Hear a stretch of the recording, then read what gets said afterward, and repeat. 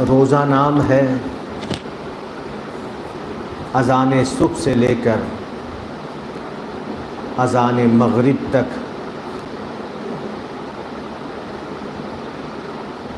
جو چیزیں روزے کو توڑ دیتی ہیں، جن سے روزہ ٹوٹ جاتا ہے، ان سے پرہیز کرنے کا، امساک کا۔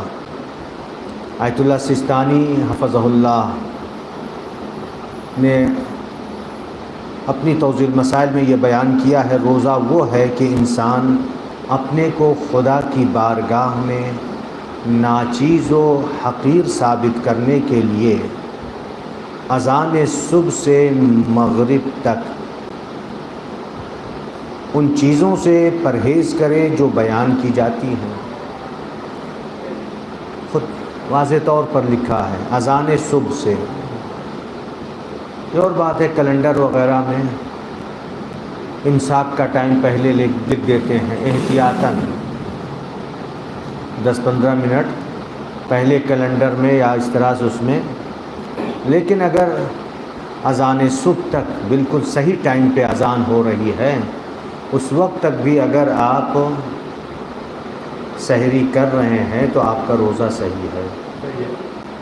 وہ احتیاطاً لکھ دیتے ہیں کیلنڈر میں کہ چلیے ہاں جی اذان سے پہلے تک جی ہاں، اسی لیے میں نے کہا کہ کچھ مسائل ایسے ہیں کہ لوگ بار بار سوال کرتے رہتے ہیں، چونکہ روزے کا ٹائم ہی یہی ہے۔ یہ تو احتیاطاً لکھ دیتے ہیں، یہ اپنے ہندوستان کے کیلنڈر میں لکھتے ہیں، لیکن ایران وغیرہ کا جو کیلنڈر ہے اس میں یہ سب نہیں، بس اذان صبح سے پہلے۔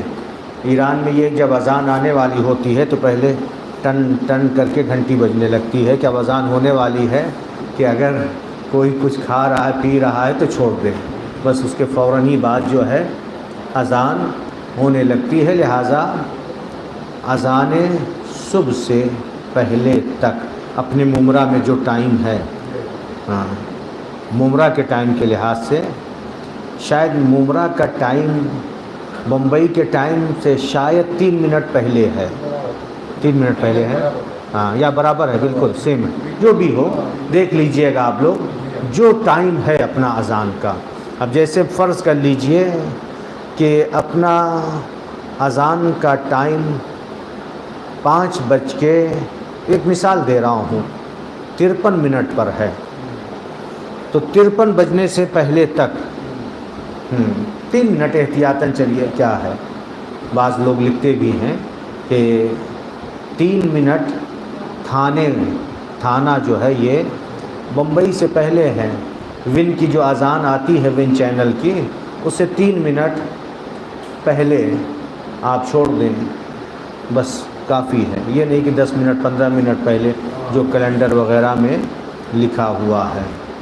کبھی یہ ہوتا ہے نا، چلیے احتیاطاً چھوڑ دیا کوئی بات نہیں، لیکن کبھی یہ ہے کہ انسان تاخیر سے اٹھا، کیلنڈر دیکھ رہا ہے تو کیلنڈر میں امساک کا ٹائم، اس کا جو ہے ترک سحر کا ٹائم جو ہے لکھ دیا ہے کہ اتنے بجے ہے، اب وہ بیچارہ 10 منٹ باقی ہے تب بھی کچھ نہیں کھا پی پا رہا ہے۔ ہاں بہت سے مومنین ایسے ہیں کہ معلومات نہیں ہے لیکن کیلنڈر پہ عمل کر رہے ہیں، 10 منٹ پہلے ہی ترک سحر لکھ دیا ہے، جبکہ ابھی ٹائم ہے، تب بھی جو ہے وہ کچھ نہیں کھاتا، کچھ نہیں پیتا۔ تو یہ آپ کے لیے ہے کہ جو واضح طور پر آغا سستانی نے یہ لکھا ہے کہ اذان صبح سے مغرب تک، اذان صبح سے مغرب تک ان چیزوں سے پرہیز کرے جو بیان کی جاتی ہیں، اب وہ چیزیں آئیں گی۔ اب آئیے نیت کیا ہے، نیت بھی بتا دوں۔ کبھی کبھی نیت کے بارے میں لوگ سوال کرتے ہیں، مولانا صاحب کیسے نیت کروں؟ معلوم ہے نیت تو یہ ہے کہ کل کا روزہ ہے، میں روزہ رکھ رہا ہوں قربتاً الی اللہ، بس اللہ کی رضا کے لیے۔ لیکن یہاں پہ وضاحت کی ہے، روزے کی نیت کو دل میں گزارنا یا زبان پر جاری کرنا ضروری نہیں ہے۔ واضح طور سستانی صاحب کی ہے یہ رسالہ جوان توضیح المسائل کا خلاصہ ہے۔ روزے کی نیت دل میں یا زبان پر جاری کرنا ضروری نہیں ہے۔ یہاں پر بعض مسجدوں میں باقاعدہ نیت کراتے ہیں، نہیں وہ ضروری نہیں ہے۔ نیت کس کو کہتے ہیں؟ مثلاً کہے کہ میں کل روزہ رکھوں گا، بلکہ یہ ارادہ کافی ہے۔ یہ کہنا ضروری ہے کل میں روزہ رکھوں گا، یہ کہنا ضروری نہیں ہے، بلکہ یہ ارادہ کافی ہے کہ خدا کی بارگاہ میں تسلیم ہوتے ہوئے صبح سے مغرب تک روزے کو باطل کرنے والے امور انجام نہیں دے گا۔ بس یہی ارادہ کافی ہے کہ اذان صبح سے لے کر مغرب تک جو چیزیں روزے کو باطل کر دیتی ہیں انہیں انجام نہیں دے گا۔ یہی قصد، یہی ارادہ، زبان پہ کہنا کہ کل میں روزہ رکھوں گا، یہ سب کہنا ضروری نہیں ہے۔ صرف یہی ارادہ ہو کہ اذان صبح سے مغرب تک جو چیزیں روزے کو توڑ دیتی ہیں ان سے میں پرہیز کروں گا، یہی ارادہ رہتا بھی ہے، یہ ہے۔ اب اس کے علاوہ اور بھی بہت سے احکام ہیں، لیکن جو ضروری ہیں وہ بیان کر دوں۔ وہ چیزیں جو روزے کو باطل کرتی ہیں، کتنی چیزیں ہیں یہاں پر بیان کیا ہے؟ کھانا، پینا، لیکن اگر غلطی سے کسی نے کھا لیا، پی لیا تو روزہ باطل نہیں ہوگا۔ پچھلے سال بیان کر چکا ہوں، لیکن ایک بار پھر ریپیٹ ہو جائے، تکرار ہو جائے، بہت تفصیل سے بیان کیا ہے۔ یا یہ کہ روزے کی حالت میں استمنا، جو کہ نہایت ہی غلط کام ہے، حرام کام ہے، کچھ ایسا کرے مرد کہ جس سے منی نکل آئے، دن میں سو گیا اور اس کے اوپر غسل واجب ہو گیا، غسل جنابت، احتلام ہو گیا، کوئی حرج نہیں ہے۔ سویا دن میں اور اس پر غسل واجب ہو گیا، احتلام ہو گیا۔ یہ احتلام ایک الگ شے ہے، فطری چیز ہے۔ یہاں پر استمنا ہے، استمنا یعنی خود ایسا کوئی کام کرے کہ جس سے منی خارج ہو جائے، تو اس سے کیا ہے؟ روزہ باطل ہو جائے گا۔ روزے کی حالت میں روزہ باطل ہو جائے گا، عام دنوں میں حرام ہے یہ۔ اور جو استمنا کرتا ہے اس سے کیا ہے؟ جسمانی طور پر بھی بہت سے نقصانات ہیں۔ حدیث میں آیا ہے سفید داغ کا احتمال پایا جاتا ہے۔ جو اس بری صفت میں، عادت میں مبتلا ہو جاتا ہے، حدیث میں یہ ہے کہ سفید داغ کا خطرہ رہتا ہے، خطرہ ہے۔ اس لیے اس عمل سے یہ حرام ہے۔ روزے میں ہے روزہ باطل، عام دنوں میں ہے تو بھی وہ حرام کام کر رہا ہے۔ ایسا وقت آ جائے تو انسان کو شادی کر دینا چاہیے، ماں باپ کو بچوں کی جلدی، بچے بھی اگر اس گناہ میں مبتلا ہو رہے ہیں تو شرم کی ضرورت نہیں ہے، لا حیاء فی الدین۔ اپنے ماں باپ سے کہہ دیں کہ شادی کی ضرورت ہے، شادی کر دیجئے، لیکن حرام کام میں مبتلا نہ ہوں، چونکہ اس سے اور بھی بہت سے نقصانات ہیں طبی لحاظ سے، بہت سے ہیں جو یہاں پر میں بیان نہیں کر سکتا، لیکن ہیں۔ پھر اس کے بعد تیسری چیز ہے خدا اور رسول اور ان کے جانشین یعنی ائمہ طاہرین کی طرف جھوٹ منسوب کرنا۔ خدا کی طرف خدا نے نہیں کہا ہے اور آپ روزے کی حالت میں کہہ دیں کہ اللہ یہ فرما رہا ہے۔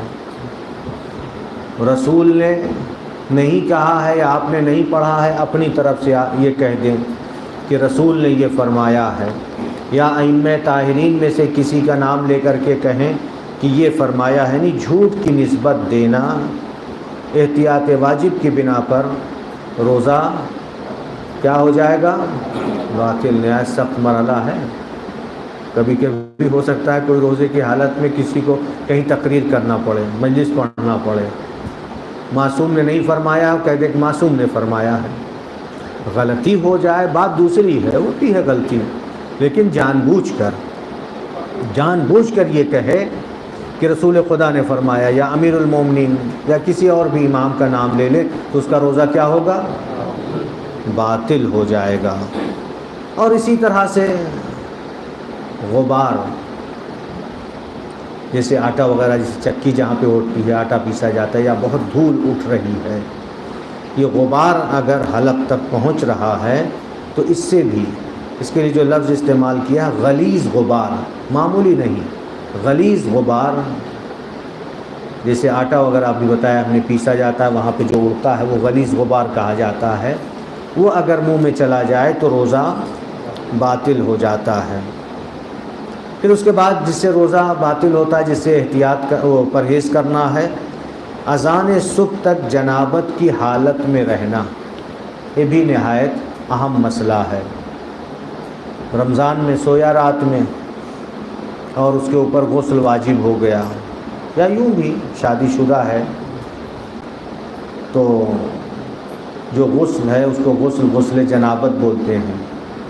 اذان صبح 5 ابھی میں نے مثال دی تھی، مثال کے طور پہ 5:53 پر ہے، اور اس نے 5:53 تک غسل ہی نہیں کیا، نہ تیمم کیا، اس کے بدلے اگر مشکل ہے، پریشانی ہے، پانی نہیں ہے، یا کوئی اور عذر ہے کہ جس کی وجہ سے وہ غسل نہیں کر سکتا، شرم و حیا نہیں۔ کبھی کبھی یہ ہوتا ہے کہ گھر میں پوری ایک جوائنٹ فیملی ہوتی ہے، عام طور پہ غسل واجب ہو گیا، بیچارہ جوان نہانے کے لیے جا ہی نہیں رہا ہے، کہ کہیں ایسا نہ ہو گھر والے پوچھیں گے کیوں نہا رہے ہو۔ گھر والوں کو، بڑوں کو، بزرگوں کو اتنا سمجھنا چاہیے کہ اگر بچہ جوان حمام میں جا رہا نہانے کے لیے، سوال نہ کرے کہ کیوں نہا رہے اس ٹائم۔ یہ سب چیزیں جو ہیں والدین میں، بزرگوں میں یہ چیزیں ہونی چاہیے، کہ یہ نہیں کہ سوال کرنے لگے بچہ بیچارہ بعد میں شرما کے غسل ہی نہ کرے، نہیں، غسل جب تک نہیں کرے گا اس کا روزہ صحیح نہیں ہے۔ مگر یہ کوئی میں کہہ رہا ہوں کہ اگر عذر ہے تو اس کی جگہ پر تیمم کرے، لیکن اگر غسل بھی نہیں کیا، تیمم بھی نہیں کیا تو کیا ہوگا؟ روزہ باطل ہو جائے گا غسل جنابت میں۔ حالانکہ مجھے یہ پہلے ہی درس میں بیان کرنا تھا، لیکن بس بات ٹلتی گئی، چونکہ رمضان کا مہینہ ہے، ایک بار ریپیٹ ہونا، یہ سب چیزیں ضروری ہوتی ہیں۔ اور یہ مردوں کے لیے تھا۔ اسی طرح سے حالانکہ ضرورت نہیں ہے لیکن بتا دوں تاکہ جانکاری رہے، کبھی آپ لوگوں سے کوئی سوال کر لے یا کہیں سے، تو یہی پوری صورتحال خواتین کے لیے بھی ہے۔ خواتین بھی اگر حالت نجاست میں ہیں تو ان کے لیے بھی ہے کہ اذان صبح سے پہلے غسل کر لیں۔ 5:53 پر ہے، اذان ہونے سے پہلے، چاہے حمام ہی میں، کوئی ضروری نہیں کہ حمام سے نکل آئے، حمام میں گئے 5:53 سے پہلے، 53 ہونے سے پہلے سر و گردن کو دھو لیا، دائیں طرف دھو لیا، بائیں طرف، بس تمام فوراً۔ اب اس کے بعد آپ اور بھی چاہے پانی ڈالتے رہیں، وہ کوئی وہ نہیں ہے، لیکن آپ کا روزہ بچ گیا۔ بات سمجھ رہے ہیں جو میں کہنا چاہ رہا ہوں؟ کوئی ضروری نہیں کہ آپ حمام سے نکل آئیں، کپڑا پہن لیں تب کہا جائے گا، نہیں، آپ حمام میں ہیں، 5:53 پہ اذان ہے، 53 ہونے سے پہلے اذان تو آتی ہے نا، جیسے ہی اللہ اکبر کہتے ہیں، اللہ اکبر، پہلی تکبیر سے پہلے سر و گردن دائیں طرف، بائیں طرف پانی ڈال لیا ہے، بس اس کا غسل ہو گیا۔ بہت زیادہ پانی ڈالنے کی ضرورت نہیں ہے، بہت سے لوگوں کو اطمینان ہی نہیں ہوتا ہے، پانی پہ پانی ڈالتے چلے جاتے، شاور کے نیچے کھڑے ہیں، اطمینان ہی نہیں ہو رہا ہے کہ غسل ہو رہا ہے یا نہیں۔ یہ بھی ایک طرح کی بیماری ہے، اتنا شک میں مبتلا نہیں ہونا چاہیے کہ پوری ایک بالٹی پانی خالی سر و گردن دھونے کے لیے نہیں، 2 جگ پانی یا 1 جگ ڈالیے، ہر جگہ پانی پہنچ جائے بس کافی ہے۔ نبی اکرم کی حدیث ہے، الوضوء بمد والغسل بصاع، وضو 3 پاؤ پانی میں اور غسل 3 کلو میں، بصاع، نبی اکرم کی حدیث ہے۔ اور پھر یہ بھی ہے کہ ایک ایسا زمانہ آئے گا کس کا لوگ مذاق اڑائیں گے، نہیں، اسلام اسراف نہیں چاہتا ہے، 3 کلو پانی میں آپ غسل کر سکتے ہیں۔ آپ سوچیں گے اب 3 کلو پانی میں کیسے غسل کریں؟ کر سکتے ہیں نہیں؟ 3 کلو یعنی 3 باٹل، یہی جو بسلری مان لیجئے، کسی کو پانی نہیں مل رہا ہے اتنا پیسہ خرچ کر سکتے ہیں، بہت مہنگا نہیں ہے، 15 روپے کی ملتی ہے۔ اگر کسی گھر پانی نہیں آ رہا، 15 یا 45، کتنے 45 روپے ہوں گے، 45 روپے 3 باٹل خرید لائیے اور جا کر کے حمام میں سر و گردن دھو لیے نجاست سے پاک ہونے کے بعد، پھر دائیں طرف ڈال لیجئے، بائیں طرف تمام۔ نبی اکرم نے فرمایا ہے الوضوء بمد والغسل بصاع، شک میں مبتلا ہونے کی ضرورت نہیں ہے، آپ کا وضو صحیح ہے، غسل کہتے ہیں یہ مطمئن نہیں ہوتا، یہ یعنی کیا؟ دل مطمئن، آپ دل کے تابع ہیں یا رسول کے تابع ہیں؟ اسلام کے تابع ہیں نا، اللہ کے تابع ہیں۔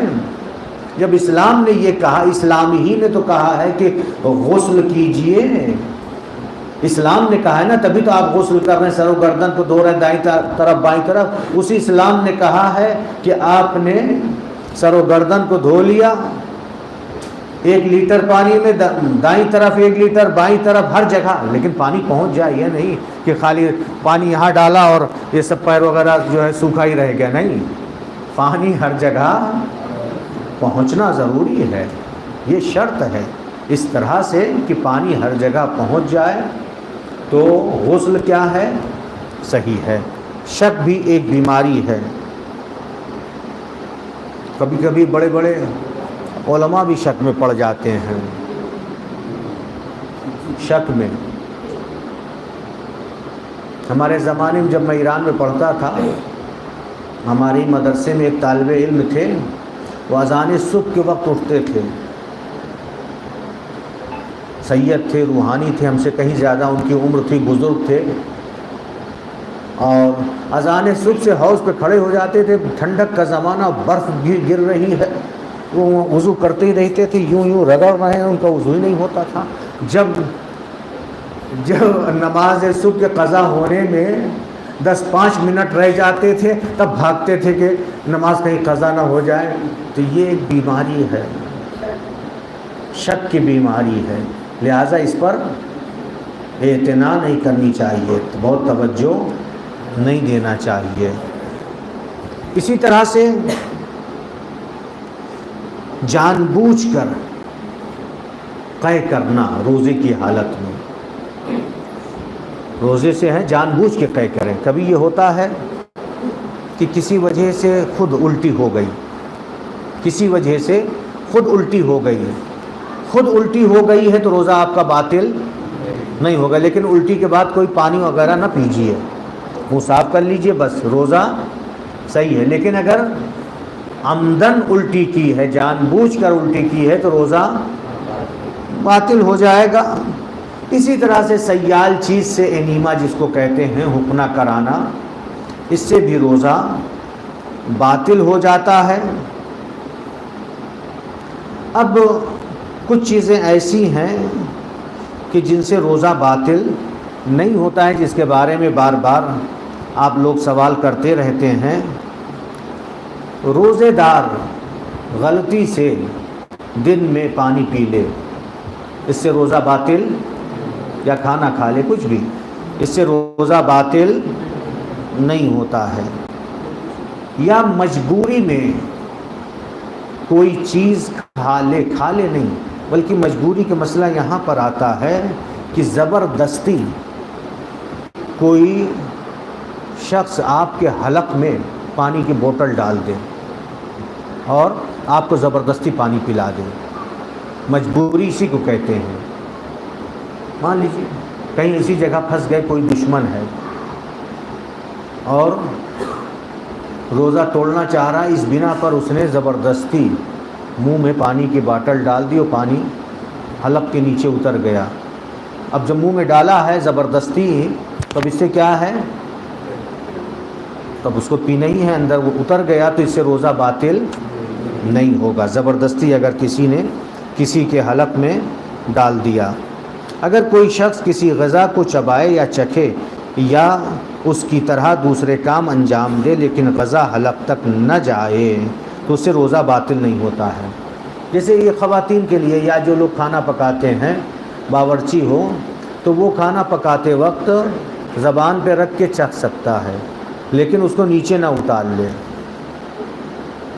اس سے بھی روزہ باطل نہیں ہوتا ہے۔ پچھلے سال بیان کر چکا ہوں، صرف یہ ریپیٹ ہے مسائل کی، اسی لیے تفصیل میں نہیں جا رہا ہوں۔ اسی طرح کھٹاس کے تصور سے منہ میں نکلنے والے پانی کا نکلنا، کبھی ہوتا ہے نا کوئی چیز کھٹی چیز کھا رہا ہے کوئی شخص، تو اس سے جو منہ میں پانی جمع ہو جاتا ہے، تو اس پانی کا نگلنے سے روزہ باطل نہیں ہوتا ہے۔ بار بار جو منہ میں فطری طور پر لعاب دہن جس کو کہتے ہیں جو بن رہا ہے، اس کا تھکنا اپنے مذہب میں ضروری نہیں ہے۔ اگر آپ نگل لے رہے ہیں، نگلتے ہی ہیں، اس سے روزہ باطل نہیں ہوتا ہے۔ اس کے ساتھ ساتھ یہ بھی مزید کہ کھٹاس کی بنا پر، کھٹی چیزوں کی بنا پر جو منہ میں پانی جمع ہو رہا ہے، اگر اس کو نگل لیا تو اس سے بھی روزہ نہیں ٹوٹے گا۔ انجیکشن، اس کے بارے میں کئی لوگ سوال کر چکے ہیں۔ انجیکشن سرنج لگوانا، چاہے انجیکشن طاقت کے لیے ہو یا گلوکوز کے لیے ہو، تو بھی روزہ باطل نہیں ہوتا ہے۔ انجیکشن اگر لگوا رہے ہیں، طاقت کے لیے ہو یا جیسے بھی ہو، ڈاکٹر نے کہا ہے کسی بنا پر بھی، اس سے روزہ باطل نہیں ہوگا۔ وہ اسپرے جو سانس لینے میں تکلیف کے لیے استعمال ہوتا ہے اور جس میں دوا پھیپھڑے میں جاتی ہے، بہت سے لوگ بیمار ہوتے ہیں نا، سانس کے یا پھیپھڑے کے، اسپرے لیتے ہیں، ہاں استما، تو اس سے بھی روزہ باطل نہیں ہوتا ہے، وہ لے سکتے ہیں۔ اب اس بہانے میں روزہ چھوڑ نہ دیں کہ ہم کو تو لینا ہی ہے، اس کے بغیر ہم رہ نہیں سکتے، لہذا روزہ ہی نہ رکھے، نہیں، اسپرے لے سکتے ہیں۔ آنکھ، اس کو توجہ سنیے، آنکھ یا کان میں دوا ڈالنا اگرچہ اس کا مزہ حلق تک پہنچے، آنکھ یا کان میں دوا ڈالتے ہیں اتفاق سے۔ یہ اس کے متعلق جب سے رمضان شروع ہوا، کئی مومنین فون کر کے مسئلہ پوچھ چکے، چونکہ مبتلا بے مسئلہ ہے، عام طور پہ آنکھ میں دوا ڈالنی پڑ رہی ہے، کان میں ڈالنی پڑ رہی ہے، کہہ رہے ہیں اس سے روزہ باطل نہیں ہوگا، روزہ صحیح ہے۔ اگر مزہ پہنچ رہا ہے تو بھی، ہاں ناک میں دوا ڈالنا لیکن حلق تک نہ پہنچے۔ ناک میں، آنکھ اور کان کے لیے مزہ بھی پہنچ رہا ہے تو بھی روزہ باطل نہیں ہوگا، لیکن ناک میں اگر دوا ڈال رہا ہے تو یہ کوشش کرے کہ حلق تک دوا نہ پہنچے، اگر حلق سے آ جائے منہ تک تو اسے تھوک دے۔ ہاں، ماہ رمضان المبارک یعنی روزے کی حالت میں مسواک کرنے میں کوئی حرج نہیں ہے، لیکن ضروری ہے کہ مسواک کرنے سے جو پانی دہن میں جمع ہو جائے اس کو تھوک دے۔ مسواک تو بھی نہیں ہے، برش کرتے ہیں ہم لوگ، تو روزے کی حالت میں اگر کسی نے برش کر لیا اور لعاب یا جو بھی کہیے وہ اندر نہ جائے تو روزہ صحیح ہے، روزے پہ کوئی اثر نہیں پڑتا ہے۔ ایک مسئلہ اور جو نہایت اہم ہے، سر اور سینے کے بلغم کو نگلنا۔